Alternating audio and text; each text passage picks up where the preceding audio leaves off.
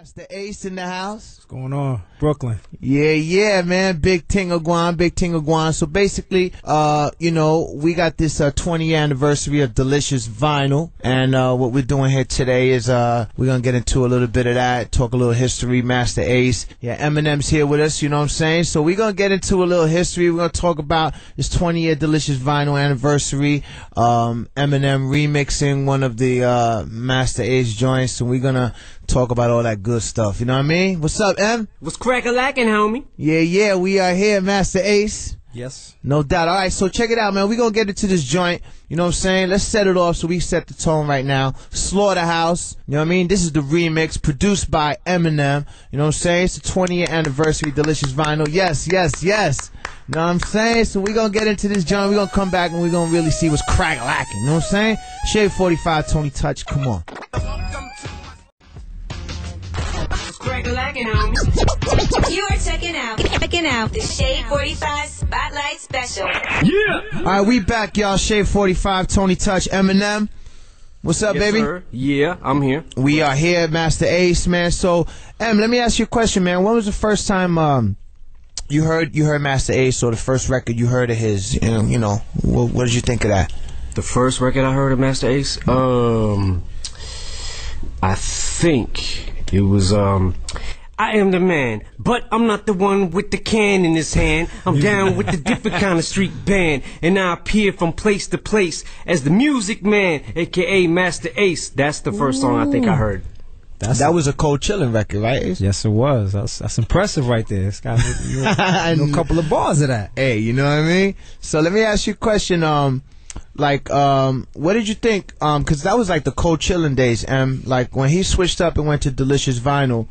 Like, did you notice was like their switch up in the style from like that era to like the Delicious Vinyl days? Well, I didn't really notice like too much of a switch up in style as opposed to like subject matter. You know what I mean? Like that's what it seemed to be for me. Right. I mean, and it was also kind of the first time that I ever heard like the on off beat type flow. Mm-hmm. You know, word. Let me ask you a question. So the SlaughtaHouse remix, like, how did this whole thing come about? Like, how did you get involved, or like, what was the motivation behind, you know, doing this the SlaughtaHouse record in particular, of all records on that album? Well, I mean, there's a lot of to me, there's a lot of classic joints on that record, but there's also, I mean, that record in itself was a classic. You know what I mean? So when I heard, you know, I had the chance to remix something, I just got in there and started making beats, and was like, I mean, it was a little different, you know. I was so used to the original beat, you know what I mean, like, and then remixing it was kind of like we tried a bunch of beats to it. I just tried a gang of shit to it. And was like, nah, it don't sound right, because I was so locked into the original. But we finally, I think we hit something. No doubt. I remember there was an award ceremony, man, a few years back, and I can't remember exactly what it was. I remember you got accepted an award for something, and you kind of acknowledged a few MCs that influenced you. You acknowledged people like Redman, and I remember Masta Ace being one of the names you mentioned. I can't remember the award. Definitely. Yeah, that was the Grammys. Right. Okay. So, and I remember you acknowledging a few heads, and that was really incredible. Like, how is it? Like, how much would you say Masta Ace influenced you, or has it been an influence, like Masta Ace's style, like in the way you approach the mic right now, or like? I mean, yeah. When I heard Masta Ace, like every time I would listen to him, he would make me want to rap. You know what I mean? So, I used to kind of.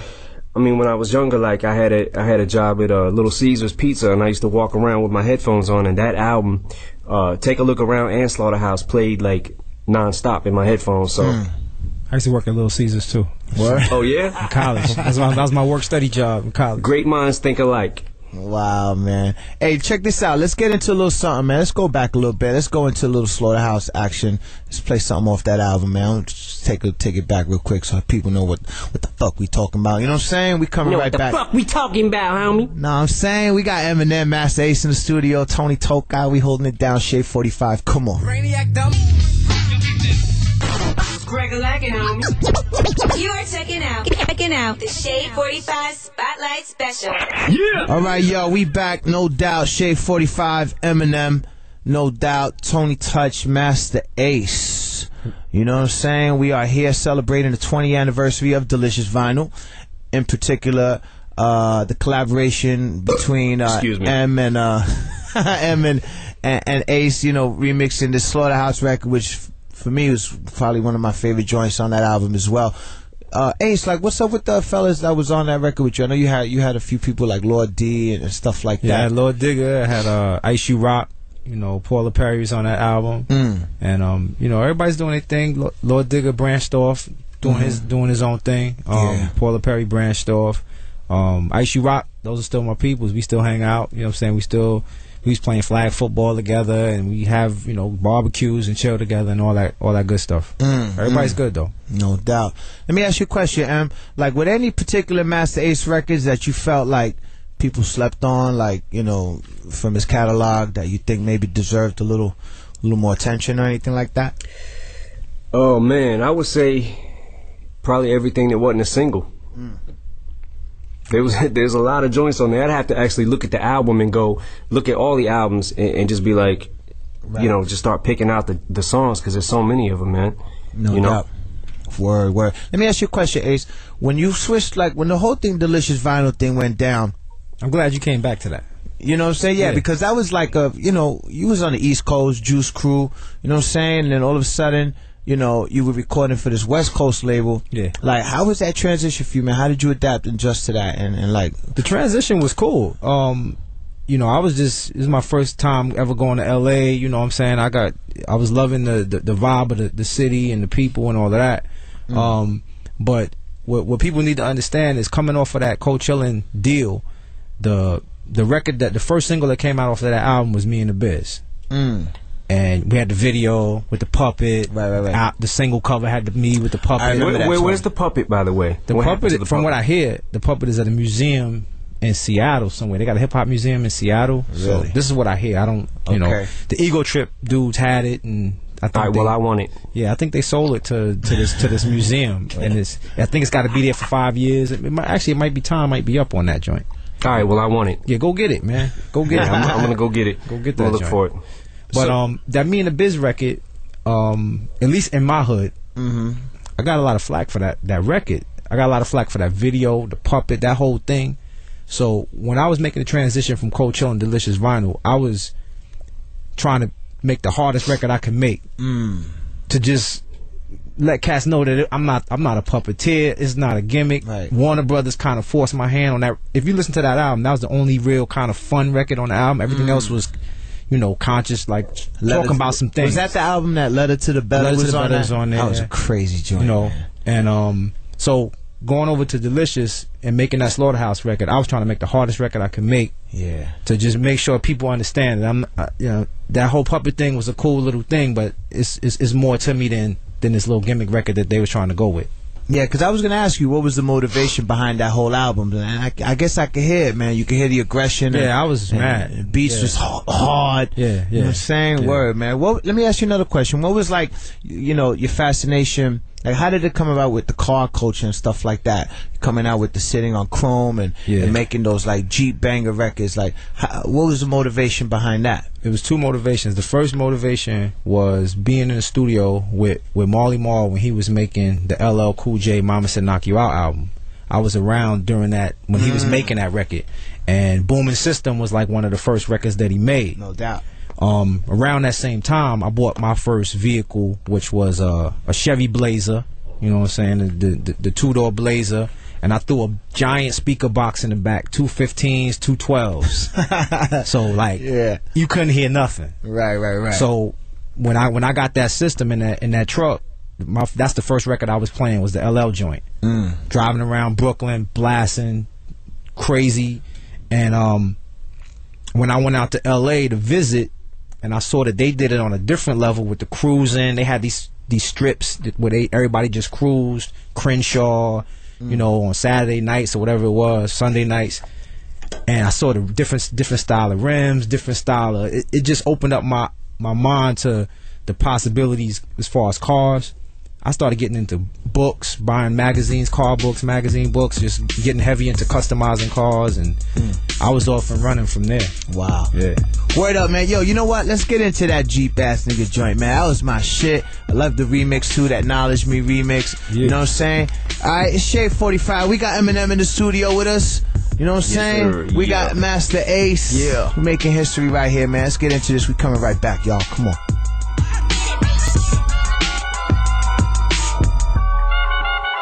Shade45 Spotlight Special. Yeah, we back, y'all. Shade45, Tony Touch, Masta Ace, Eminem, Delicious Vinyl 20th Anniversary Special. You know what I'm saying? We making more and more history. It's funny you mentioned LL before, Ace, because we had LL on the show a few weeks ago, and man, I tell you, the word on the street after that whole LL Eminem phone call was crazy, man. You know what I'm saying? Yeah, it was fun. It was fun. Yeah, we had a good time. We had L up here, and M caught him out there. It was, you know, it was dope. M was playing the fan and reciting some of the old lyrics, and it was a good time. It was a good time. So we back, man. We got Masta Ace here. Let me ask you a question, Ace. What was your initial reaction when you found out M was remixing the SlaughtaHouse record? I was amazed. I was excited and amazed that he would be able to find time to even do something like that. You know, I'm not signed to Delicious Vinyl anymore. I don't have any real, you know, ties to them as far as an artist. And you know, when they told me that they were able to get M to agree to do a remix, I was just like, wow, how did y'all pull that off? That was great right there. And just excited that he would even want to do it. You know. Yeah. So M, I mean, you know, you've been on the production, man, doing it for some time now, man. It seems like, you know, you really going in on that shit, man. Like, what can we expect in the future with some of that? Like, I mean, you producing like more, you know, self-titled joints. So like, how's that working for you right now?